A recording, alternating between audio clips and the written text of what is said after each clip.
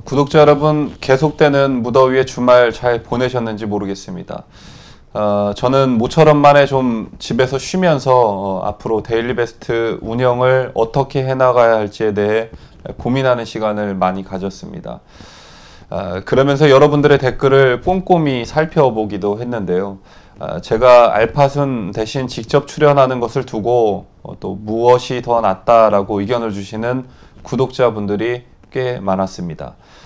일단 알파순이 진행하는 것이 더 낫다라는 분들도 많았고요. 또 제가 진행하는 것에 대해 용기를 주시는 분들도 계셨습니다. 일단 제가 직접 출연하게 된 이유를 말씀드려야 될 것 같습니다.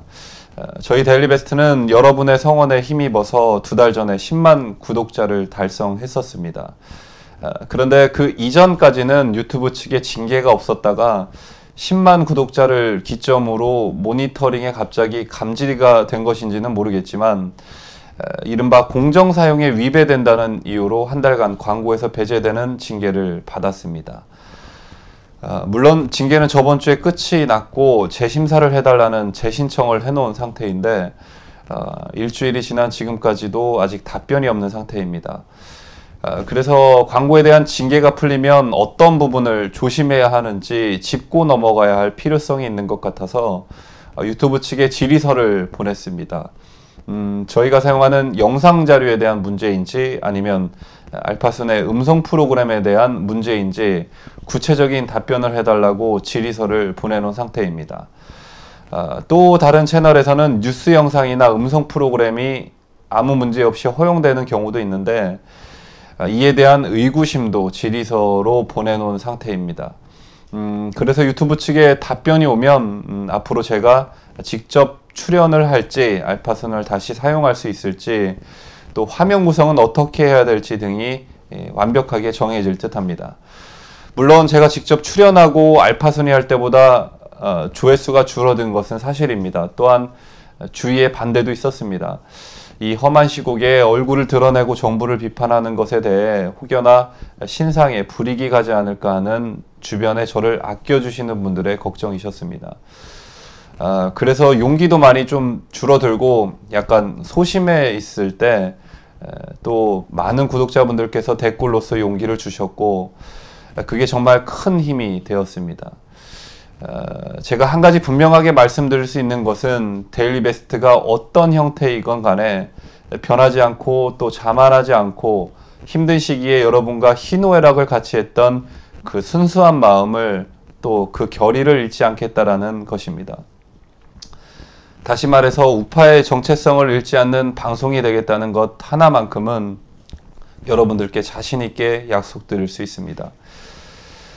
사실 저희에게 주어진 환경 속에서 데일리베스트를 사랑해 주시는 구독자분들께 어떻게 하면 양질의 좋은 뉴스를 전달해 드릴 수 있을까 정말 매일같이 고민하고 또 고민하고 있습니다. 특히 기울어진 언론 환경 속에서 유튜브 내 우파 채널들의 역할이 더욱 중요해지고 있는 것 같습니다. 어떻게 보면 기성 언론에 대한 국민의 불신이 극에 달했다고도 볼 수도 있는데 처음에 몇 안 됐던 우파 성격을 지닌 유튜브 내 채널들이 지금은 급속도로 성장해서 양적으로나 질적으로 많이 향상되어 있는데 개인적으로 매우 바람직한 현상이라고 생각을 합니다. 구독자분들의 선택의 폭도 늘어났고 또 채널들 간의 선의의 경쟁을 유발할 수 있다는 점에서도 바람직하다라고 생각합니다. 어쨌든 탄핵 이후부터 오늘날까지 정말 상처투성이었던 대한민국 우파 국민들이 환하게 웃을 수 있는 날이 반드시 어떤 형태로든 찾아올 것이다 라고 확신하고 그 과정에서 그래 그 힘들고 어려웠을 때 같이 울고 웃었던 데일리베스트가 있었지 라고 여러분들께서 기억해 주실 수 있는 그런 여러분께 힘이 되는 방송이 되겠습니다. 정말 많이 부족하지만 많은 사랑과 관심 부탁드리겠습니다. 자, 그럼 그동안 밀렸던 뉴스 몇 가지를 전해드리도록 하겠습니다. 트럼프 미국 대통령이 김정은을 훌륭한 협상가라고 또 추켜 세웠습니다. 비핵화 협상 과정에서 성과가 없다는 내부 비판론을 잠재우기 위한 것이다라는 분석이 뒤따르고 있는 가운데 미국 정보 당국은 낙관론을 경계하는 분위기입니다. 현지 시간 14일 트럼프 미국 대통령은 영국을 방문했는데 트럼프 대통령은 현지 언론과 인터뷰를 통해서 김정은 위원장은 똑똑하고 멋진 인물이라면서 재미있고 억세면서 훌륭한 협상가라고 말했습니다. 김정은이 무자비한 독재자라는 진행자의 지적에는 맞다라고 하면서도 다른 사람들도 마찬가지라고 했습니다. 김정은을 신뢰하느냐는 질문에는 지난 9개월 동안 북한의 핵미사일 실험이 없었다라고 강조하면서 전쟁을 없애고 있고 빠져나오고도 있다며 비핵화 협상의 성과를 강조했습니다. 하지만 댄코츠 국가정보국 국장은 미북 정상회담 이후 북한의 행동에 아직 극적인 변화가 없었다고 비판하고 나섰는데 코츠 국장은 북한이 어떻게 행동할지 현 시점에서 확정적으로 판단하는 것은 시기상조라고 경고하기도 했습니다. 이와 관련해 미국 상원은 북한의 비핵화 의지를 정확히 평가해달라고 코츠 국장에게 질의서한을 보내는 등 워싱턴 주야의 대북회의로는 쉽게 가라앉지 않는 분위기입니다. 자, 이런 트럼프를 두고 한국 내 우파 진영에서도 여러 가지 시각들이 존재합니다. 트럼프 대통령이 미국 대선에서 승리하고 또 연일 김정은과 북한을 향해 강경한 발언을 쏟아냈었습니다. 대북적대심과 한미 군사동맹에 대한 전폭적 지지를 근간으로 하는 한국 내 우파 진영의 가치관과 트럼프의 대북정책이 맞아떨어졌었고 친북정책으로 일관하는 문재인 정권에 분노한 우파 진영은 자연스레 트럼프의 강경한 대북 노선에 기댈 수밖에 없었습니다. 그러다가 트럼프 대통령이 방한해 국회 연설을 하는 것을 보고 뭔가 우파 진영에서는 트럼프에 대한 확신을 갖게 되었던 것이 사실입니다. 그 이후 싱가포르 미북회담을 전후해서 트럼프의 달라진 모습을 두고 대한민국 우파 진영은 고개를 갸우뚱하기 시작합니다. 물론 지금도 트럼프 정부는 대북 제재에 변함이 없다고 말하고는 있지만 어딘가 모르게 예전 같지 않다라는 점은 모두들 느끼고 있는 부분입니다. 이런 트럼프 대통령의 변화를 두고 우파 진영 내에서 의견이 갈라지고 있는데요. 크게 봐서는 트럼프가 뭔가 큰 뜻이 있어서 저럴 것이다 라는 지지 잔류 쪽과 조금 더 지켜보자는 쪽, 그리고 아니다, 트럼프는 장사꾼에 불과하다라는 지지 철회 쪽으로 나뉘고 있는 모양새입니다. 자, 이런 와중에 한국 우판의 이런 이상기류를 미국의 진보 성향 매체 워싱턴 포스트가 분석한 기사가 화제가 되고 있습니다. 워싱턴 포스트는 15일 트럼프와 한 줄에 섰던 한국 보수 우파가 선거에서 참패를 당했다는 제목의 기사에서 한국 보수 진영은 도널드 트럼프 미 대통령이 동맹이라고 생각했으나 그가 취임한 지 1년 반이 지난 현재 보수 세력 상당수는 트럼프 대통령이 보수 진영의 재앙이었다라고 여긴다고 전했습니다. 한국 정치사에서 우파의 정책은 대북적대심과 한미 군사동맹에 대한 전폭적 지지를 근간으로 하는데 트럼프 대통령이 김정은 북한 국무위원장을 만나고 주한미군 철수 의사까지 공공연히 밝히면서 한국 보수 진영에 타격이 됐다는 것입니다. 워싱턴 포스트는 한국 보수 진영은 트럼프 대통령과 김정은의 정상회담 전부터 무너지는 조짐을 보였다고 전했습니다. 지난해 박근혜 대통령의 탄핵 이후 보수 유권자가 탄핵 찬반으로 나뉘면서 보수 진영이 분열되기 시작했다라는 것입니다. 현재 보수 정당은 자유한국당과 그리고 바른미래당으로 갈라졌고 또 박근혜 대통령의 석방을 주장하는 대한애국당도 연일 태극기 집회를 이끌며 맹활약 중입니다. 워싱턴 포스트는 문 대통령의 지지율이 치솟은 것은 과거 보수 정당 지지층이 이제 문 대통령을 지지하고 있다는 의미라며 자유한국당이 혁신비상대책위원회 구성을 준비하고 있지만 한국 국민과 미국 지도부와 교감하지 못하는 상황이기 때문에 앞길이 불확실하다고 전했습니다. 워싱턴 포스트는 또 보수 일부 세력은 북한과의 대화 국면이 깨지면 보수층이 다시 모일 가능성에 기대를 걸고 있다면서 한국에서 보수는 죽지 않았다고 한 문정인 대통령 통일외교안보특보의 발언을 전하기도 했습니다. 물론 미국 좌파 매체에 실린 기사에 일희일비할 필요는 없지만 한국 내 우파 진영은 대통령 탄핵을 두고 또 대선을 치르면서 또 대선 이후에도 그리고 지방선거 참패까지 심지어는 이것을 수습해가는 과정에서조차 우파가 철저하게 분열되고 있는 것은 부인할 수 없는 사실입니다. 그 원인은 정말 미묘하고 복잡하게 얽혀 있어서 뭔가 특정해서 원인을 딱 말할 수는 없지만 이런 얽혀있는 실타래를 슬기롭게 풀 수 있는 구심점이 없다라는 점이 가장 큰 원인이 아닌가 싶습니다. 자, 홍영표 더불어민주당 원내대표의 삼성 비판 발언이 주말 내내 거센 논란을 일으켰었습니다. 일단 홍 원내대표의 발언 내용을 살펴보면 삼성이 글로벌 1위 기업이 된 것은 1, 2, 3차 협력업체들을 쥐어짠 결과이다.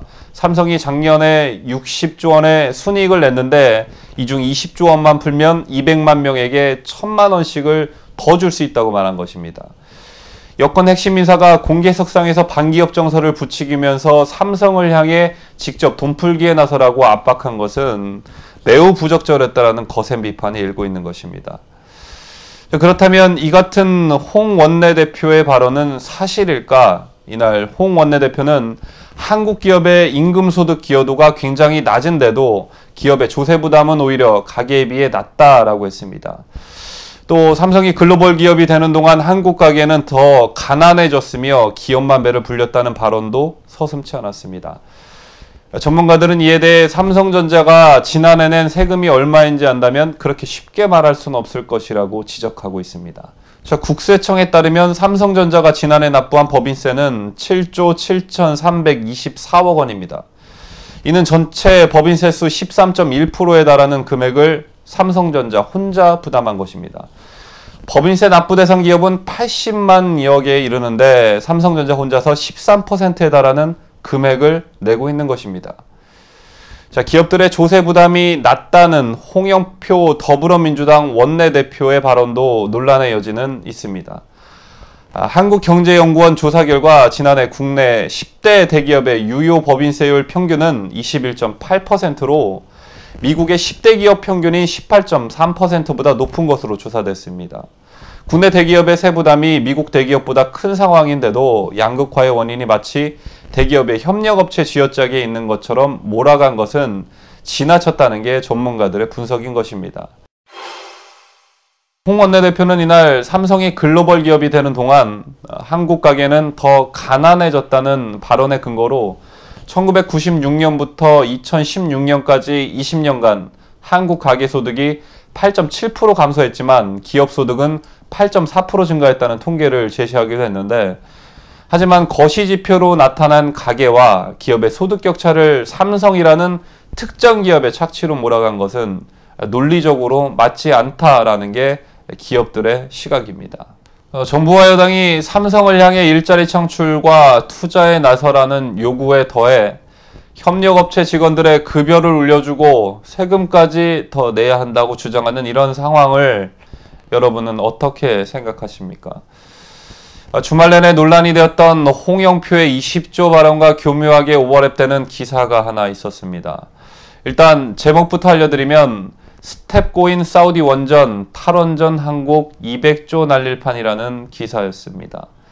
사우디 원전 수주 예비 사업자에 한국을 포함 사업에 뛰어든 5개국이 모두 선정되면서 국가별 합종연행 등 치열한 본게임이 불가피해졌다라는 기사인데 사우디는 2030년까지 200조 규모의 원전 2기를 건설할 예정으로 이번 1단계 입찰에 한국, 미국, 프랑스, 중국, 러시아 등 5개국이 참여한 가운데 이 중 한국을 포함해 2개 내지 3개국의 예비사업자 선정이 예상되었었습니다. 자, 하지만 5개국 모두 예비사업자에 이름을 올리면서 예측할 수 없는 다자구도의 치열한 수주전이 불가피해졌고 예상 밖 결과에 산업부는 1. 사우디 원전 지원센터 발족과 또 긴급 원전 수출 전략 협의회를 소집해 대응 전략에 나섰다라는 것입니다. 정부는 고리 1호기 해체와 월성 1호기 조기 폐쇄 결정 등에 따른 탈원전 우려가 확산되자 해외 원전 수출과 해체 시장 진출 등의 투트랩 전략을 카드로 꺼냈지만 사우디 입장에서는 탐탁지 않은 상황이라는 것입니다. 자, 여기에 지난달 21일 원전 후속 조치 및 보안 대책 일환으로 경북 영덕에 있는 천지 1, 2호기와 강원도 삼척 1, 2호기에 지정된 신규 원전 부지 해제 조치가 공식화되면서 찬물을 끼얹었다는 원전 업계의 반응도 나오고 있습니다. 당초 한국을 포함한 한두 개국이 예비사업자로 선정된 후에 미국과의 컨소시엄 형태의 사업 수주를 기대했었지만 월성 1호기 조기 폐쇄 결정과 신규 원전 부지 해제 조치에 따라 한국 견제카드로 5개국을 모두 포함시켰다라는 것입니다.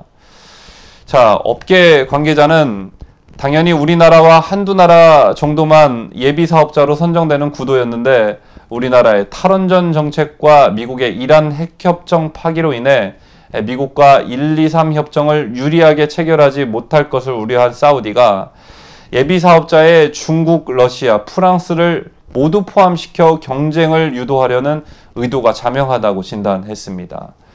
자, 이어서 사우디 원전을 수주하려면 신규 원전 부지 해제 조치는 반드시 철회돼야 한다면서 탈원전 정책을 고집하다 사우디 원전 수주가 물거품이 될 수 있는 상황에 직면했다고 말하기도 했습니다. 자, 구독자 여러분, 기업에게 20조를 쥐어짜서 배분하겠다는 삼성전자의 20조, 그리고 우리나라의 자랑스러운 원전 기술로 인한 200조 규모의 해외 원전 사업, 어떤 것이 나라를 더 부강하게 만들고 기업과 국민들을 위한 것인지 상식 있는 국민이라면 이 한심한 정부와 여당에 경종을 울려줘야 할 때가 이제 정말 다가온 것은 아닌지 굉장히 씁쓸한 뉴스였습니다. 자, 문재인 정부 하면 여러 가지 수식어들이 떠오르는데 그 중에서 가장 어울리고 또 가장 많이 쓰는 수식어가 바로 내로남불이 아닐까 생각합니다. 문재인 정부의 내로남불의 작태가 또 여실히 드러나는 일이 발생했는데 바로 특활비에 대한 뉴스입니다. 청와대는 한국납세자연맹으로부터 지난달 28일 특수활동비 지출 내역 정보공개 요청을 받았는데 청와대가 이와 관련해 국가의 중대한 이익을 현저히 해칠 우려가 있다고 판단해 지난 11일 비공개 결정을 내린 사실이 드러났습니다. 한국납세자연맹 핵심 관계자는 국내 한 일관지와의 통화에서 청와대에 따르면 대통령 비서실에 편성된 특활비는 다른 기관과 달리 대통령의 통일과 외교 안보 등 기밀 유지가 필요한 활동 수행이나 이를 지원하기 위한 경비라면서 세부 지출 내역은 국가안전보장 등 민감한 사항이 포함되어 있다며 따라서 비공개 결정을 내렸다고 밝혔습니다. 또 이 핵심 관계자에 따르면 청와대의 세부 지출 내역에는 통일과 외교, 안보 등 국정수행 과정에서 접촉한 주요 인사의 정보가 포함되어 있다면서 청구 내용을 공개할 경우 상대방 정보가 노출되어 사생활을 침해할 우려가 있다고 설명을 더했다고 합니다. 자, 앞서 한국납세자연맹은 지난달 28일 청와대의 문재인 정부 취임 후 지금까지 특활비 지출 내용에 대한 일자 지급 금액, 지급 사유, 수령자 지급 방법 등을 정보 공개 청구했습니다.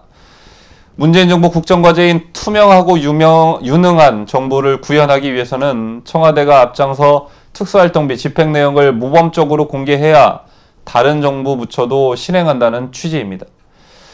청와대가 자신들의 특활비를 공개하지 않자 납세자연맹 핵심 관계자는 국민의 세금을 영수증 없이 사용하는 것은 세금을 도둑질하는 것에 해당된다면서 선진국이라면 대통령 사퇴 사유에 해당된다고 했습니다. 국가안보 관련 특활비를 제외하고 모든 부처 특활비는 공개하거나 즉각 사용을 중단해야 한다고 밝히기도 했습니다. 이 핵심 관계자는 계속해서 청와대가 특활비 내역을 공개하지 않는 것은 광범위하게 국고 등 손실죄에 해당될 가능성을 배제할 수 없다면서 국민 세금을 사용하면 영수증이 반드시 나와야 하는 것 아닌가라고도 했습니다. 독일이나 스웨덴 등 주요 선진국의 유력 정치인들은 아주 적은 금액의 부패와 연루돼 있어도 바로 사퇴를 한다고도 밝혔습니다.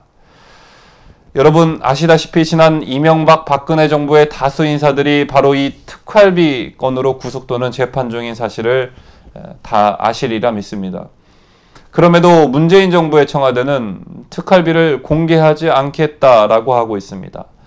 똑같이 국민 세금으로 형성된 특활비일 텐데 이 같은 특활비에도 이른바 적폐 특활비와 또 착한 특활비가 따로 존재하나 봅니다.